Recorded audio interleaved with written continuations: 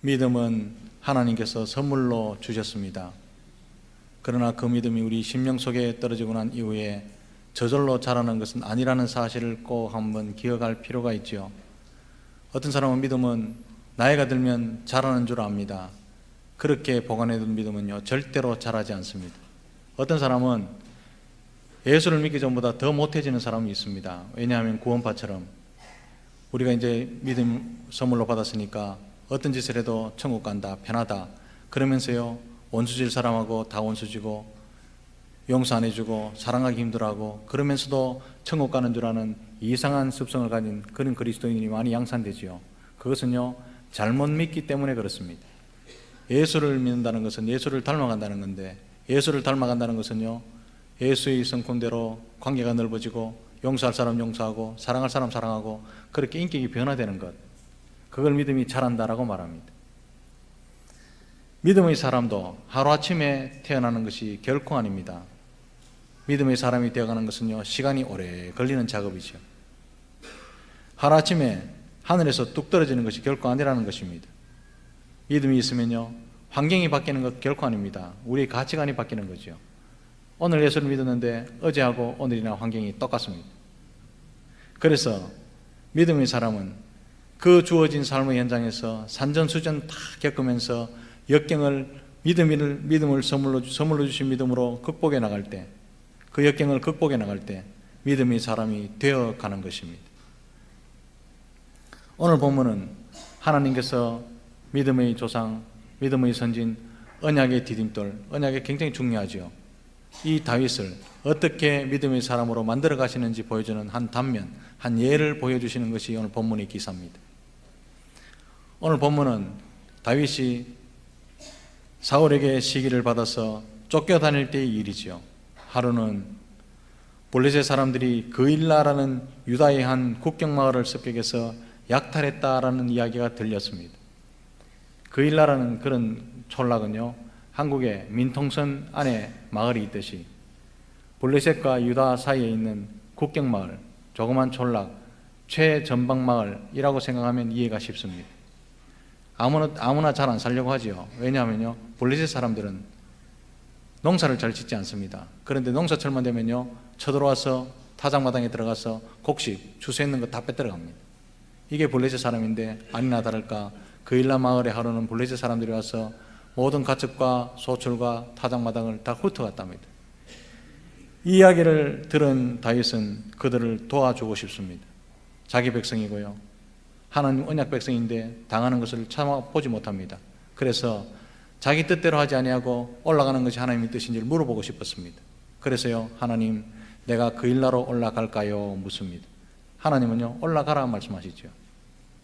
그런데 이것은요 상당한 위험을 감수해야 될 일입니다. 모험이죠, 모험. 왜냐하면 지금 다윗은 가만히 구멍에 숨어 있는 것이 신변안전에 도움이 됩니다. 자기뿐만 아닙니다. 식솔들이 많죠. 600명이라는 군사들이 자기를 도와주려고 왔는데 자기 신변이 노출되면요 그 사람들의 목숨도 위기에 처하죠. 사울을 피해 다니고 있는데 이스라엘 나라가 그래 넓지 않습니다. 경상북도만 합니다. 그러면요 그 나라의 최고의 권력자 사울은 마음만 먹으면 그 사람 따라잡을 수 있다, 이렇게 생각하는 사람이 서슬퍼런 사울이었는데 가만히 숨어 있어도 시원찮을 판국에 내 여기 있다 나타나는 건요 모험이고 바보스러운 일이죠. 그래서 3절 말씀 보면 하나님이 올라가라 말씀하셨어도 다윗의 사람들은 그일라로 가는 것을 반대합니다. 상식이죠. 올라가는 건 좋은데, 도와주는 것은 좋은데요 위험합니다. 그럼 무모한 모험을 말려고 합니까? 그래 다윗을 말립니다. 그러나 다윗은 위험에 처해질 줄 알고도 하나님의 뜻이라면 형제를 도와야 한다. 그래서 4절 말씀에 다시 한번 묻죠. 내가 그일라로 올라갈까요? 분명히 말씀하셨는데 왜 이렇게 묻습니까? 이 말은요 하나님, 진짜 하나님께서 나를 통해서 기뻐하시는 일이 무엇입니까? 지구멍 같은 여기서 그냥 숨어 있는 것이 하나님이 기뻐하시는 일입니까? 아니면 모험의 현장, 위험한 현장에 올라가서 그일라를 구하는 것이 하나님께서 정말 기뻐하시는 일입니까? 이걸 물었다는 겁니다. 사랑하는 성도 여러분, 하나님의 사람이라면 우리 삶 속에 항상 하나님이 기뻐하시는 것이 무엇입니까? 물으면서 하나님이 기뻐하시는 일이라는 확신만 선다면 위험이 있어도 또한 모험이라도 반대가 있어도 해야 하는 것이 성도라는 사실을 기억하시기를 바랍니다. 이런 모험이 있어야 믿음이 자라지요. 우리는요, 모험의 현장에 무모한 짓은 하지 않으려고 합니다. 분명히 그 하는 것이 하나님이 기뻐하시는 일인 줄 다 아는데도 불구하고 위험하면, 손해보면 안 합니다. 둘러가는 일이면 안 합니다. 특히나 남이 아무도 안 알아주는 일이면 안 합니다. 그래서요, 믿음의 용사가 우리 가운데는 찾아보기가 힘든 세대가 되었다는 것이죠. 하나님 사랑해 주시는 것 알기 때문에 사랑해야 하는 것 하나님 기뻐하십니다. 용서하는 것 기뻐하십니다. 용서 안 합니다. 끝까지 칼로 풉니다. 사랑 안 합니다. 왜 그렇습니까? 사랑하면 힘들죠. 그래 사랑 안 합니다. 하나님이 기뻐하시는 거 다 알잖아요. 도와줘야 하는 것 압니다. 왜 안 도와줍니까? 내 손에, 내 기업에 손해가 될까 싶어 안 도와줍니다. 그래 놓고 우리는요, 하나님 나를 도와주십시오, 나를 권념해 주십시오, 그렇게 기도하니까 응답이 되지 않는 거죠. 응답 안 되는 이유는요, 여러 가지입니다. 하나님 그 일나로 올라갈까요? 올라가서는 안 되죠. 그런데 인간의 생각과는 달리 하나님께서는요, 위험을 무릅쓰고 모험을 해서라도 모험의 현장 그 일나로 올라가라, 그렇게 말씀하십니다. 어찌 보면요, 무모한 시도일 수 있습니다. 인간적으로 보면. 왜냐하면 블레셋은요, 싸움 잘합니다. 전쟁에서 단련돼서 약탈하며 살아가는 민족이 블레셋 민족이죠. 더군다나 무기가 이스라엘 사람들보다 훨씬 좋습니다. 블레셋 사람들은요, 지금 철기 문화에 다 젖어 있습니다. 그런데 이스라엘은요, 청동기 문화에서 철기 문화로 넘어오는 문화가 뒤처진 민족이 유대 민족이었습니다. 철기 문화하고 청동기 문화하고 싸우면요, 백발백중 철기 문화가 이기죠. 무모한 일입니다. 무기라도 좋습니까? 군사라도 많습니까? 올라가는 건요, 무모한 일이고 모험이고 위험입니다. 이긴다는 보장도 없습니다. 무기도 신통찮지요. 군사도 많지 않지요. 더 나아가서 자기 아군이라 생각되는 사울에게 발각되면 이제는 도망쳐야 되는데 갈 곳도 없습니다. 하나님 이 사실 더 잘 아십니다. 모험이라는 사실, 위험이라는 사실 더 잘 아시는데 불구하고 그 일나로 올라가라 말씀하신 이유가 무엇일까요? 이유는 분명합니다. 그 어떤 위험에 처해 있어도 하나님이 함께 하면 살 수 있다는 것을 체험하게 하시려고 그 일나로 올라가라 말씀하셨다는 것입니다. 그냥 숨어 있고 가만히 엎드려 있으면요, 믿음이 자라지 않기 때문에. 사랑하는 성도 여러분, 하나님이 나와 동행하신다는 이 사실은요, 머리로는 절대로 배울 수 없는 진실입니다. 우리 다 알고 있죠. 하나님 나와 함께 하십니다. 우리와 함께 하십니다. 떠나지 아니하십니다. 그런데요, 폭풍이 불면, 아니죠, 산들바람이 불어도 다 넘어지는 이유가 뭡니까? 이론으로만 알고 있어서 그렇습니다. 한 번도 폭풍이 불 때 하나님이 나와 함께 하신다는 사실을 경험하지 못했기 때문에요, 산들바람이 불어도 다 주저앉지요. 그래서 하나님은 온몸으로 체험할 수 있는 삶의 현장으로, 체험의 현장으로 다윗을 불러내신 것입니다. 사랑하는 성도 여러분, 누가 하나님에 대해서 구구절절 잘 설명할 수 있을까요? 누가 하나님에 대해서 가장 많이 아는 사람입니까? 하나님을 많이 체득한 사람인 줄로 믿습니다. 머리로는 성경을 다 압니다. 머리로는 하나님이 함께 하신다는 그 사실도 다 압니다. 이론으로는 보수주의 있는 모든 교리를 깨뚫고 있습니다만은 이런 살아있는 체득이 없으면 바리새인이 되기 쉽습니다. 살아계신 하나님, 폭풍 가운데서도 함께 하신 하나님 한 분만 체험하면 그 사람의 삶이 달라지고요, 가슴판이 달라집니다. 살아계신 하나님, 폭풍 가운데도 계시더라, 이걸 체험하면요, 마음이 넓어지죠. 용서 못할 사람 없습니다. 왜냐하면 하나님이 살아계시니까. 사랑 못할 사람 없습니다. 하나님이 살아계시니까. 그런데요, 체험이 없는 사람은요, 용서할 사람 용서 못합니다. 사랑해야 할 사람 사랑 못합니다. 왜냐하면 이론이니까. 그런 사람은요, 정죄하기 좋아합니다. 왜냐하면 다 아니까. 그래서 사랑이 없는 정의의 칼을 내리치는 거죠. 그거는요, 무시무시한 살인입니다. 하나님은 오늘도 함께 하심을 체험할 수 있는 곳으로 우리를 불러내신다는 사실을 기억하시기를 바랍니다. 믿음은 모험입니다. 도저히 안 된다는 그 길을 믿음으로 걸어갈 때 하나님을 체험한다는 사실을 기억하시기를 바랍니다. 다 아는데 모험의 세계로 나오느라 불러내면요, 우리는 다 거의 99.9%가 주저합니다. 다윗 때도 그랬습니다. 골리앗이라는 블레셋 장수가 40일 동안 나타나서 살아계신 하나님을 모독하고 욕하고 그냥 모욕을 주는데도 모두가 쥐구멍에 숨어 있었습니다. 그 소리 다 들으면서도. 그때 골리앗이 나타났을 때 하나님은 안 계셨습니까? 하나님은 없었습니까? 아닙니다. 역시 살아계시고 이스라엘 백성 가운데 움직이고 계시고 떠나지 아니하셨죠. 문제는 이렇게 살아계신 하나님을 증거할 수 있는 체험한 담대한 사람이 없었을 뿐이죠. 적어도 다윗이 나서기 전까지는 말입니다. 소년 다윗이 나서기 전까지는 어른도 다 숨어서 벌벌 떨고 있었습니다. 왜 그렇습니까? 체득이 없거든요. 폭풍에 나가본 적이 없거든요. 오늘날 산들바람만 불어도 다 쓰러지는 이유가 뭡니까? 체득이었기 때문에, 체험이었기 때문에. 오늘날 많은 사람들이 등 따시고 배부른 것을 하나님이 축복이라고 생각합니다. 그것을 축복이라고 말하는 성경은 한 군데도 없는데 그걸 축복이라고 말하면서 다 동경하며 살아갑니다. 그래서요, 믿음이 용서가 없는 겁니다. 한 번도 폭풍에 나가본 적이 없잖아요. 성경에 보면 하나님께서 위대한 일꾼을 세우실 때 항상 그를 고난의 현장으로, 모험의 현장으로 부르셨다는 사실을 기억하시기를 바랍니다. 그리고 하나님은 하나님과 함께하면 어떠한 역경에서도 반드시 승리하신다는 그 사실을 그 현장에서 가르치셨습니다. 그래서 위대한 인물들이 나타난 거죠. 상식적으로 보면 다윗은 동굴에 가만히 앉아서 숨어있는 것이 가장 현명하고 가장 안전한 것이라고 생각됩니다. 상식이죠. 사람들은 거기에 대해서 그런 식으로 안전을 찾고 그 안전을 축복이라고 말하면서 간증하고 다닙니다. 사랑하는 성도 여러분, 그러나 하나님의 백성은 그런 안전이 아니라 말씀에 순종하며 모험하는 데서 평강을 찾아야 될 줄 믿으시기를 바랍니다. 성도는 말씀에 순종하며 살면 어떠한 거친 세파에서도 살아남고 안전할 수 있음을 믿으시기 바랍니다. 그 세파 가운데서, 그 역경 가운데서 함께 하시는 하나님을 체험함으로 말미암아 그것이 성숙한 믿음의 사람이 되게 하는 것입니다. 그런 과정이 없으면요, 결코 믿음은 자라지 않습니다. 산들바람이 와도 벅벅 쓰러지는 거죠. 다윗은 현실을 피하며 살아서는 안 될 사람으로 하나님께서 불러주셨습니다. 특별한 믿음을 주셨죠. 다윗만 그럴까요? 우리도 마찬가지입니다.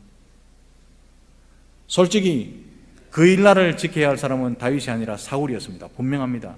사울은요, 이스라엘 목자로, 그들을 보호자로 하나님이 세우셨죠. 그런데 사울은요, 그 일날을 보호하지 못한 사람이었습니다. 다윗은 이 그 일날을 지키는 것은 다윗이 사울인데 내 책임 아닌데 이런 말 하지 않습니다. 자기가 그 일날을 구원할 수 있으면 말도 하지 않고 알아주지도 않고 오히려 위험에 처하는데도요, 그 일날을 구하러 올라갔습니다. 이게 믿음이죠. 오늘 많은 사람들이 자기가 할 수 있는데도 불구하고 대부분 서서 하는 말이, 이거 시무장로들이 해야 되는 거 아닌가? 이거 목사가 해야 되는 거 아닌가? 이거 권사가 해야 되는 거 아닌가? 이런 식으로 책임을 회피하기 때문에 믿음이 자라지 않는 것입니다. 오늘 말씀에 결국 다윗은 그 일나로 가서 블레셋 사람을 치고 가축을 찾아왔다 말씀대로 됐습니다. 그런데요, 가장 우려했던 일이 그 다음 발생하지요. 아니나 다를까 다윗이 그 일날에 나타났다, 이 소식이 사울에게까지 알려집니다. 오늘 7절 말씀부터 쭉 읽어보면요, 사울이 그렇게 기뻐합니다. 왜냐하면 그 일날은 지형적으로 한번 들어가면 되돌아 나오기가 무척 어려운 지형입니다. 그 말이 7절 사울의 독백에서 나오죠. 그를 내 손에 붙이셨도다. 그가 문빗장이 있는 성으로 들어갔으니 갇혔도다 라고 고백합니다. 이 말은 그 일나라는 성이 견고했다는 뜻이 아니고 지형적으로 사울에게 매우 유리했다라는 뜻입니다. 아마도 그 일나 사람들은 다윗과 그 일행을 좋아했을 겁니다. 열렬히 환영했을 겁니다. 왜냐하면 잃어버린 재산 찾아줬지요. 그들이 생명을 구원해줬지요. 보호자가 되어주기를 자청했습니다. 다윗도 그 일나라는 그 장소가 좋았을 겁니다. 왜냐하면 많은 사람들이 열렬히 환영해 주잖아요. 대접해 주죠. 좋은 기회를 맞았습니다. 좋은 여건이 되었습니다. 그러나 10절 말씀에 하나님은 그곳을 떠나라 말씀하십니다. 그것을 떠나라. 열렬히 다윗이 환영을 받습니다. 좋습니다. 환경이 좋습니다. 그런데요, 하나님은 그 일날을 떠나라, 대접받는 장소를 떠나라 말씀하십니다. 그 이유가 뭘까요? 많은 이유가 있겠지만 저는 세 가지로 요약이 됩니다. 첫 번째는요, 열렬히 환영받는 장소가 아니라 외로운 광야가 하나님과 더 가깝게 만들기 때문에 그 장소를 떠나라 말씀합니다. 오늘날까지 다윗을 다윗되게 했던 것은요, 외로운 광야가 있었기 때문임을 여러분 기억하시기를 바랍니다. 오늘날 성도들이 하나님을 만나지 못하고 하나님을 체험하지 못하는 이유는요, 광야를 싫어해요. 고난의 광야, 외로운 광야, 고독의 광야, 기도의 광야를 싫어합니다. 그렇기 때문에 하나님과 가까이 하는 기회가 점점 멀어지는 거죠. 다윗이 다윗되게 하는 것은 그에게 광야가 있었기 때문이죠. 그래서 열렬히 환영받을 그 기회에, 그 시간에 하나님께서는 다윗을 다시 광야로 내모시는 겁니다. 사랑하는 성도 여러분, 그런 의미에서 광야는 무조건 손해보는 장소가 아님을 명심하시기를 주님의 이름으로 축복합니다. 또 한 가지 이유는요, 하나님의 사람은 자기의 공로 다 찾아먹으려고 미련되고 민둥대는 시간, 민둥대는 그 순간에 영성을 잃어버리기 때문에 하나님이 떠나라 말씀하십니다. 사람은요, 자기 공적에 집착합니다. 내가 젊었을 때 이 교회에서 한 일이 어딘데, 이 교회에서 했는 일이 뭔데, 내가 교사할 때, 내가 집사로 있을 때 얼마나 많은 일을 했는데, 이렇게 말하는 순간 그 사람에게는요, 영성이 사라집니다. 그래서 과거의 공적에서 떠나는 연습을 부지런히 해야 하나님의 사람으로 우뚝 설 수 있다는 사실을 기억하시기를 바랍니다. 이 연습 안 돼 있으면요, 항상 섭섭합니다. 내가 집사로 얼마나 충성했는데, 내가 젊었을 때 처녀로 얼마나 충성했는데 나를 안 알아줘, 후보로도 안 띄워줘, 섭섭한 거. 여러분, 마귀 중에요, 섭섭마귀가 제일 무섭습니다. 섭섭한 마음 딱 집어넣어주면요, 교회도 목사도 장로도 하나님도 안 보입니다. 하나님은 자기 공로 찾아먹으려고 미련되는 순간 영성이 사라지기 때문에 다윗을 떠나라 말씀하십니다. 또 한 가지 12절 말씀 보면요, 그일라 사람들이 심성 때문에 떠나라 말씀하십니다. 그일라 사람들은요, 은혜를 입었습니다. 다윗을 열렬히 환영했습니다.